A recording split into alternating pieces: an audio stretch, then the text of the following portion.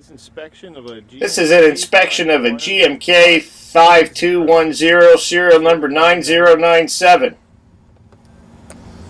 Looks good so far. Machine only has 60,426 kilometers.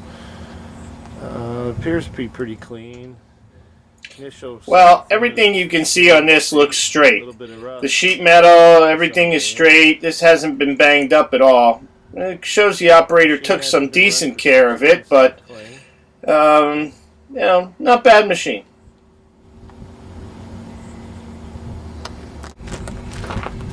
The alignment looks good. See the tires and the alignment look pretty good that side, driver's side. Anyway, this is the passenger side and the alignment looks pretty good. They do a general walk around the outside of the machine right now. Everything looks pretty nice. You can see from the walk around that the panels are straight, even in the area where the counterweight was fitted. This is axle number 1, the tire. This is axle number 2. You see some of the rust on the valves. Some of these were never painted from the beginning, which you can see from the tubing underneath. And we get to that shot. This is tire number 2, driver's side. See number 3 back there. That's better than 70%. All that steel tubing was never painted, and so of course it's going to rust. It's a tire number 3, driver's side. That's maybe 60-70%. Looking at tire number 4, driver's side. That one's down around 50% or less. And again, a shot of some of the rust on the crane. But again, those tubes were never painted from beginning. Here's your outrigger controls. Left side, driver's side. And axle number 5, the tire at around 70%, 60% on the driver's side. The rear showing the fuel tank. Going to the outriggers. Control valve, and again, some rust. Those were never painted from the beginning. Crane showed no outrigger leaks. Again, the back end of the upper structure, everything is good. It's square, no apparent damage. Back of the crane, that silver piece there was added. 2 oil coolers, 2 hoists, spare tire. Never been on the crane other than for a spare. Here we go. You see the fuel tanks for this crane are mounted at the rear of the machine. Here's axle number 5, passenger side. That tire is almost new. I'd call that definitely 80-90%. Accumulators. All these accumulators should be charged. The charge should be checked in them. This is tire number 4, passenger side. That one's at around 50%. Outrigger control box area, passenger side. That wasn't too bad. Here's tire number 3, passenger side. That's at 70%. Number 3, passenger side. A little closer. And you can see again on this side, the tubing is all rusted. Again, that tubing was never painted. Axle number 2 tire, that one's at around 70, 75, 80%. There's the control valves for the outriggers. Looking in behind that is the control valve for the suspension. There's some rust in there, an accumulator. Checking all the accumulators, they will all be able to take a charge or put the charging assembly on. This is axle number 1, passenger side. That looks great. Interior of the cabin. Still plastic from the new seat. This guy took good care of the crane. Nothing's really beat up and tore up in the cabin, and I think they only had 1 operator for the crane. Supposedly this machine was not run for a good 6 months, and that explains some of the problems. Here we are looking at the driver's side of the lower cab. You can see everything's pretty complete. All the lights appeared to work. And there's your kilometers, 60,425, rolling on to 426. Almost a little under 40. Those are true kilometers. Everything appears to be working. Crane mostly worked support for wind farm projects the last 2 years. There's your controls for your axle locks, suspension, and the real plus with this machine, it's an Allison transmission, the CLBT 755, like you've had in your other cranes. Very reliable unit. Touchpad with the fault finding. and the optional switch for power and economy. The other plus with the suspension, there are gauges, although they did not all work properly, but at least the crane has gauges for the suspension and you can get them to work. You see the gauges there. And here's our outriggers working. They need a little bit of lubrication.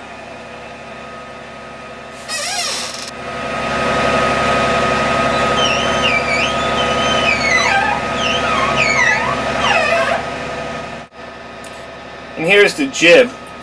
Big heavy jib on the side, long. The two hoist motors, auxiliary and main, showed no signs of any real big hydraulic leaks. You know, the typical little bit of a grease running out along the side of the frame, but everything there looked good and solid, and we never had problems. Sheet metal on the side. Now we're getting to this jib again. Big heavy jib on the side. Everything appeared really straight. I don't believe they really swung this jib very often. It didn't show any of those kind of signs.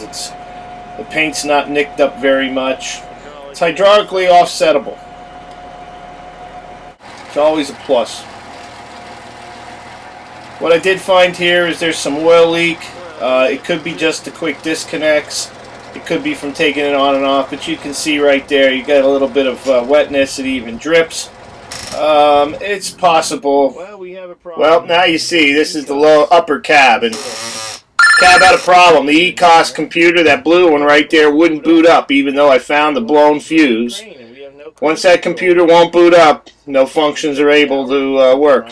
So we had no boom, no telescope, no hoist. I could not run the upper. I couldn't even check the engine hours because that's inside that little blue computer.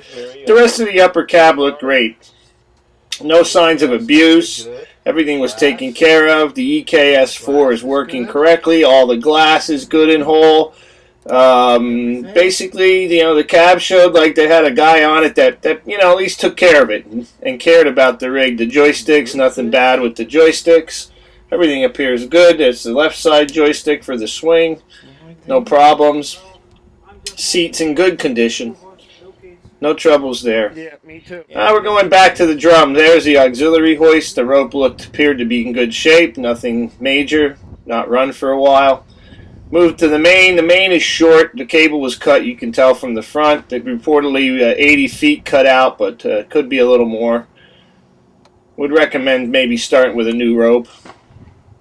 Anyway, that all looked good to me. The rope appeared in good condition. Now here's the top of the jib. All the cords look straight. The jib didn't appear to have any damage at all. In fact, again, barely used.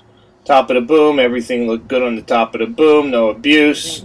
Nothing along those lines. The top of the cab, upper outside, front window. Again, you can see everything is whole. Double oil coolers, the top of the hydraulic tank.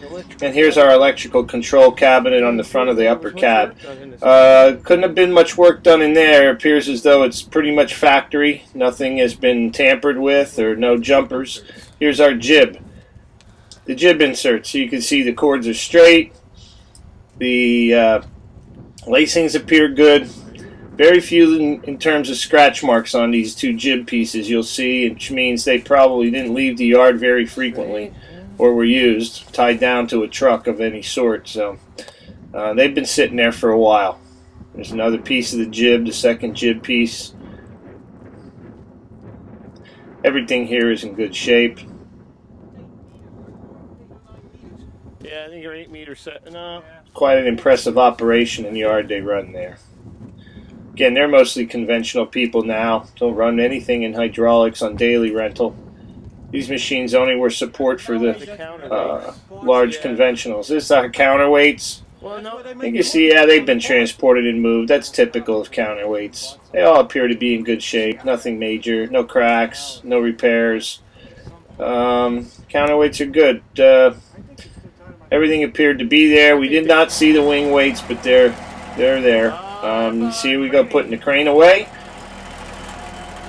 Again, everything's straight. It's a good looking machine for its age. Just the little bit of rust, and of course the brake problem, the ECOS problem, and the level and the lower is not working at all, which that really should be working.